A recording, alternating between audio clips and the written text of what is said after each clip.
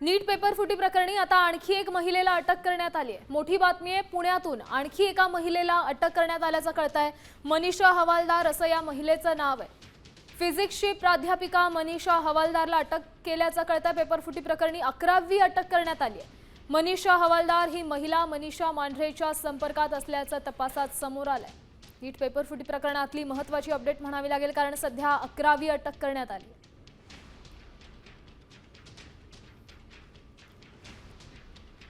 मनीषा हवालदार या फिजिक्सच्या प्राध्यापिका होत्या।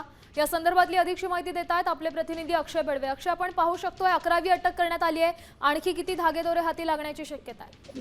निश्चित आपण गेल्या काही दिवसांत पाहतोय की बायोलॉजी आणि जो इतर विषयाचा पेपर जो आहे तो फुटल्याचा आपल्याला पाहायला मिळत होता। आता भौतिकशास्त्राचा पेपर जो फोडल्याचा आरोपी प्रकरणात मनीषा संजय हवालदार अशा महिलेला सीबीआयने ताब्यात घेतलेला आहे। गेल्या अनेक दिवसांपासून आपण जर बघितलं तर फिजिक्सचा पेपर नेमका कोणी फोडला हे समजत नव्हतं, कारण इतर दोन विषयांचे पेपर जे आहेत केमिस्ट्री आणि बायोलॉजीचे त्याचे धागेदोरे जे आहेत ते सीबीआयला मिळाले होते।